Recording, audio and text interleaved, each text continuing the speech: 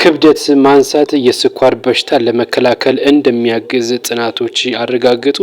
አዲሱ ጥናት እንደሚያመላክተው የደም ስኳርን ለመቆጣጠር እና እንደዚሁም ደግሞ የስኳር በሽታን ለመከላከል ክብደት ማንሳት ከሌሎቹ ስፖርቶች የተሻለ ጥቅም እንዳለው ይፋ ተደርጓል። በርካታ ስፖርት አይነቶች አሉ፣ ነገር ግን ክብደት ማንሳት ከሌሎቹ የተሻለ ነው የሚል ጥናት ወጥቷል። በቨርጂኒያ በተደረገ ጥናት ነው ይፋ የተደረገው።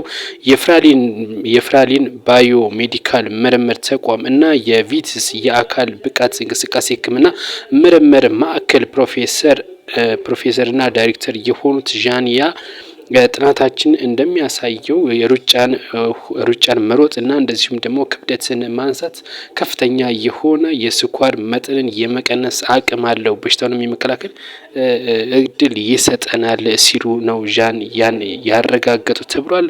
እንግዲህ በርካታ ስፖርት አይነቶች አሉ፣ ነገር ግን ክብደት ማንሳት ከሌሎቹ ሻል ያለ ጥቅም አለው ሲሉ እነዚህ የሕክምና ቡድን መሪ የሆኑት ወይም ፕሮፌሰሩ ይፋ አድርገዋል ነው የተባለው።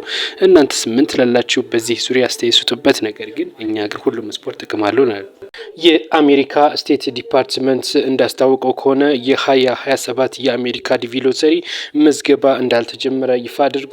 ምዝገባው ተጀምሯል የሚል በርካታ ማህበራዊ ሚዲያዎች ቢኖሩም ነገር ግን እኛ ምዝገባ እስካሁን አልጀመርንም ሲል ስቴት ዲፓርትመንቱ ይፋ አድርጓል።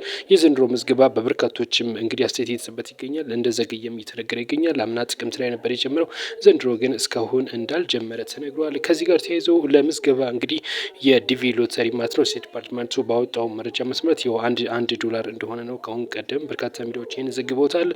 ስቴት ዲፓርትመንቱ እንዳለው ከሆነ ምዝገባው አልተጀመረም። በበርካታ ሚዲያዎች የሚዘዋወሩ መረጃዎች አይታችሁ እንዳትጭበረበሩ፣ እኛ ምዝገባ ሲጀምር ይፋ እናደርጋለን ሲል የአሜሪካ ስቴት ዲፓርትመንት ይፋ። የቻይናው ፍርድ ቤት በማይናማር ውስጥ የኦንላይን ማጭበርበር ተግባር ላይ ተሰማርተው የነበሩ ግለሰቦችን የሞት ፍርድ መቅጣቱን ይፋ አድርጓል። 5 ዋና የቡድኑ አባላትን የሞት ቅጣት ፍርድ ፈርዷል። ባይ የተባለው ቤተሰብ አባል እና እንደዚሁም አጋሮቹ ወደ 25 የሚጠጉ ናቸው። በማይናማር በነፍስ ማጥፋት የተከሰሱ ይህ ቤተሰብ ወደ 200 የሚሆኑ በማጭበርበር ሙያ ላይ የተሰማራ እንደሆነ ይታወቃል።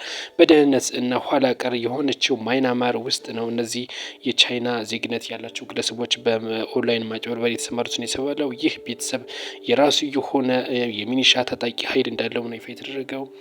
ፍርድ ቤቱም እንግዲህ ውሳኔውን የተላለፈባቸው 5ቶቹን ባይ ፑቺንግ የመሪው የቡድኑ መሪ ማለት ነው፣ እንደዚሁም ደግሞ ያንግሊና የባይ ቤተሰቦች እንዳሉበት ነው የታወቀው። የባይ ቤተሰብ እንግዲህ የራሱ የሆነ ተጠቂ እንዳለው ይፋ ይደረጋል። እስከ 5 ቢሊዮን ብር የሚያንቀሳቅሱ ግለሰቦች እንደሆኑም የቻይና ፍርድ ቤት ይፋ አድርጓል የተባለው። እነዚህ ግለሰቦች የሞት ቅጣት እንደተፈረደባቸው ነው። በአዲስ አበባ ትምህርት ቤቶች አካባቢ መኪና ማቆም እንደሚያስቀጣ ይፋ ተደርጓል። ትምህርት ቤቶች አካባቢያቸውን ከትራፊክ ነጻ የማድረግ እንቅስቃሴ ማድረግ አለባቸው ሲል የትራፊክ ማኔጅመንት ይፋ አድርጓል። የአዲስ አበባ ነው የትራፊክ ቁጥጥር እና ሁኔታ አስተዳደር ዳይሬክተር አቶ አያሌው እንደገለጹ ከሆነ ተሽከርካሪ ያላቸው ቤተሰቦች ልጆቻቸውን ከትምህርት ቤት ለመውሰድ በሚሄዱበት ጊዜ በትምህርት ቤቶች አካባቢ ከፍተኛ የሆነ መጨናነቅ እየፈጠሩ ይገኛል። ይህንንም መስተካከል አለበት ሲሉ ገልጸዋል። አክለውም ተሽከርካሪዎች ደርቦ ማቆም እንደዚሁ እንደሚያስቀጣም ይፋ አድርገዋል። ባለስልጣኑ መስሪያ ቤቱ በትምህርት ቤቶች አካባቢ ያለውን ችግር ለመቅረፍ በትኩረት እሰራለሁ ሲልም ገልጸዋል። በትምህርት ቤት አካባቢ ተሽከርካሪዎችን ባለማቆም ትብብር እንዲያደርጉ እንደዚሁም ደግሞ ከቅጣት እንዲድኑ ሲል እንግዲህ የአዲስ አበባ ትራፊክ ማኔጅመንት ይፋ አድርጓል ማለት ነው። ጥንቃቄ መልእክት ነው። ሌሎች